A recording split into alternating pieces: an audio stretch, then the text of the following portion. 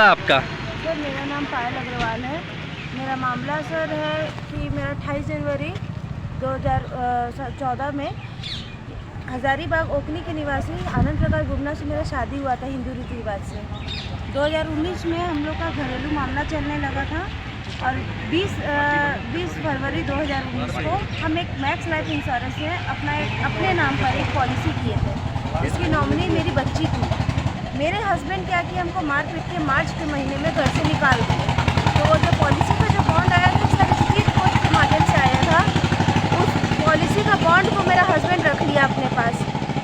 क्योंकि मेरे को घर से निकाल दिया गया था, असमर्थ थे चीज़ों से, तो वो 5 साल का पॉलिसी था, उसको हमको 5 साल रन करना था। पॉलिसी को 60,000 का पॉलिसी था सर, हम उसको रन नहीं कर पाए पॉलिसी को। 21 मई को मेरा पॉलिसी का पैसा 60,000 वो कट के मेरे नाम का चेक इशू हुआ था सर। 156,947 चेक नंबर है सर, और मेरा पॉलिसी नंबर है 60342534। इसका पॉलिसी होल्डर हम है सर, अब नॉमिनी मेरी बेटी है। स्पीड पोस्ट के जरिए मेरा हस्बैंड का दुकान पे, जो कि उसमें रजिस्टर्ड एड्रेस था, उस पर आया। मेरा हस्बैंड उसको रिसीव कर लिया।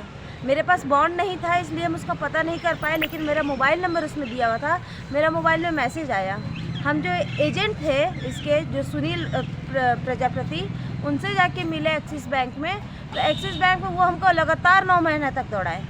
फिर हमको 10 दिसंबर को पता चला कि यहाँ पे मैक्स लाइफ इंश्योरेंस का ऑफिस हम खोजते गए। तो 10 दिसंबर को यहाँ पे अनिरुद्ध ओझा से हमको वीडियो कॉन्फ्रेंसिंग पे बात कराया गया। उनको हम सारा मैटर बताया कि सर ऐसे मेरा केस चल रहा है। तो वो बोले कि आप अपना आधार कार्ड, पैन कार्ड और कैंसिल चेक लेकर आइए, जिसमें आपका पैसा चला जाएगा। हम लेकर गए सर, वो मेरा अकाउंट का KYC कर लिए। अकाउंट का KYC करके हमको बोला 45 दिन के अंदर आपका अकाउंट में पैसा चला जाएगा। 45 दिन के बाद सर जब नहीं गया तो हम 3-4 दिन पहले देना बैंक जाके जब पता किए, मेरे अकाउंट में पैसा नहीं आया। मेरे अकाउंट में मात्र 500 रुपया था, वही 500 रुपया रहा। जब हम वापस गए तो हमको सर ये वाला पेपर दिया गया, जिसमें 10 दिसंबर को ये चीज़ डिक्लेयर कर दिया गया था अकाउंट रिफ्रेश करने के बाद, कि मेरा चेक नंबर 156947, उसका चेक अमाउंट था 53,485, वो मेरा 23 मई को क्लियर कर लिया गया है चेक के माध्यम से। मेरा हस्बैंड का और मेरा एक जॉइंट अकाउंट था। हम गए देना बैंक, जब उस अकाउंट का हमको ध्यान आया कि हो सकता है उसी से वो चेक निकाला होगा। हम गए और वहाँ पर बोले कि मेरा ये अकाउंट नंबर है, हमको इसका पता करके बताइए। बैंक वाला बोला नहीं, हम कोई डिटेल नहीं देंगे आपको, आप लोग का फलना केस चल रहा है, आपसे आपका बैंक डिटेल कोर्ट मांगा है, आपको हम कोई डिटेल नहीं देंगे, आपको हम कोर्ट को देंगे डिटेल। हमको बैंक डिटेल देने से मना कर दिया सर। कोर्ट में क्या मामला चल रहा है आपके हस्बैंड के साथ? सर मेरा मामला चल रहा है 498 का, और मेरा मेंटेनेंस केस चल रहा है। मेरा हस्बैंड हम लोग को 2019 में मेरी 1.5 साल की बच्ची के साथ हमको घर से निकाल दिया था, और हम लोगों का मेंटेनेंस भी नहीं दे रहा सर। एक बार वो जेल जाके आ चुका है, और जज साहब को खाली गुमराह करता है कि हम 7,000 रुपये महीना में अपना बाप का दुकान में नौकरी करते हैं सर। 50 लाख रुपये टर्नओवर भर रहा है, उसका ITR हम निकाले, 50 लाख रुपये टर्नओवर सालाना भर रहा है, पैसा नहीं क्या करते हैं आपके हस्बैंड और कहाँ के रहने वाले हैं? न्यू एरिया रानी शक्ति भंडार ओखनी में रहते हैं सर, उनका घर है। आपके हस्बैंड आपको रखना चाहते हैं? नहीं सर, वो अपनी भाभी के साथ रहते हैं, नहीं रखना। यानी आपको डिवोर्स दे दिया है? डिवोर्स दिया नहीं है सर, वो डाइवोर्स के लिए 4 बार फाइल किया, लेकिन चारों बार डाइवोर्स को खारिज कर दिया गया कोर्ट से। वो अपनी भाभी के साथ में रहता है, उसके भाई के पैर में प्रॉब्लम है, और अब भाई थोड़ा सा मेंटली डिस्टर्ब भी है। वो अपनी तो आज लोसीना थाना में आए हुए, क्या मामला है लोसीना थाना में लेकर के आए हैं? लोसीना थाना यही मामला है सर, क्यों मेरा चेक को बिना मेरा साइन के, बिना जानकारी के मेरा जाके भंजा लिया जॉइंट अकाउंट में डाल के।